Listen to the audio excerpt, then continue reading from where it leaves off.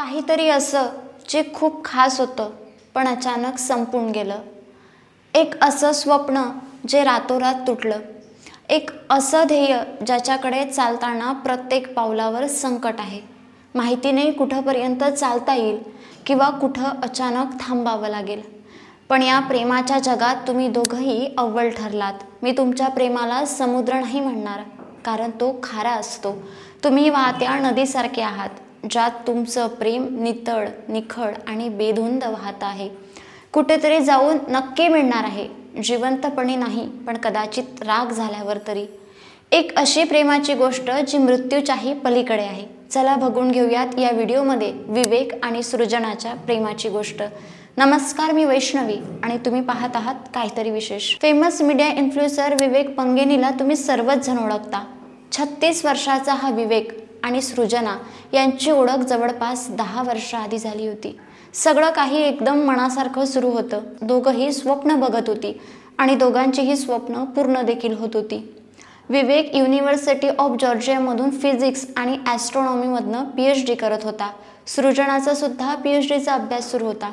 अचानक विवेकच्या आईची तब्येत बिघडली आणि दोघांनाही नेपाळला जावं लागलं, कारण विवेक हा नेपाळचा राहणारा होता। एका गंभीर आजाराने विवेकच्या आईचा मृत्यू झाला।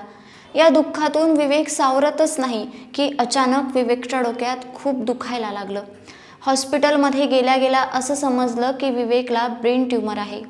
सृजनाने त्याच साली म्हणजे 2022ला त्याला अमेरिकेला नेलं। तिथे त्याची सर्जरी केल्या गेली। जवळपास त्याच्या डोक्यातला 50% ट्यूमर बाहेर काढण्यात आला।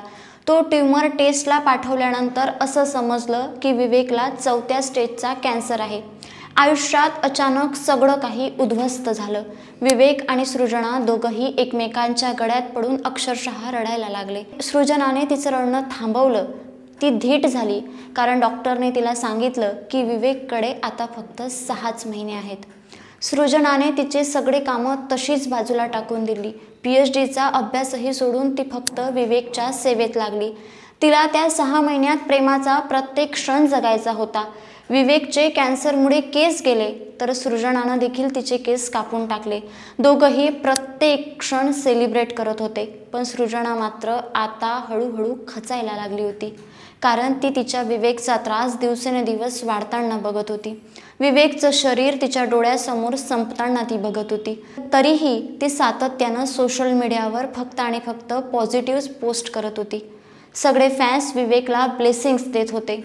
पण 19 तारखेला विवेकचा त्रास असह्य झाला आणि कॅन्सरने विवेकचा जीव घेतला। या घटनेनं सृजना आणि विवेकचे फॅन्स प्रचंड दुःखी झाले, पण तरीही कॅन्सर हरला। सृजना आणि विवेकचं प्रेम जिंकलं। सृजनानेही ते जपून ठेवलं, तिच्या हृदयात, तिच्या त्या पाणावलेल्या डोळ्यात आणि तिच्या त्या आठवणीत। यावर बशीर बद्र यांचा एक शेर परफेक्ट बसतो। वो चेहरा किताबी रहा सामने, बड़ी खूबसूरत पढ़ाई हुई, नहीं जानता कि इस कहानी का आखिरी हिस्सा कैसे बुना जाए, क्योंकि ईमानदार प्रेम का उपसंहार नहीं होता। वो चलता रहता है, वो पलता रहता है, ना दुनिया देखता है ना वक्त देखता है। मृत्यूच्याही पलीकडे जाणारी ही विवेक आणि सृजनाची प्रेम कहाणी। विवेकचं प्रेम आजही सृजनानं तिच्या हृदयात जपून ठेवलंय। यावर नक्की तुम्हाला काय वाटतं? नक्की कमेंट करून कळवा आणि अशाच पद्धतीचे नवनवीन व्हिडिओ पाहण्यासाठी आमच्या काहीतरी विशेष या चॅनलला सबस्क्राईब करायला विसरू नका।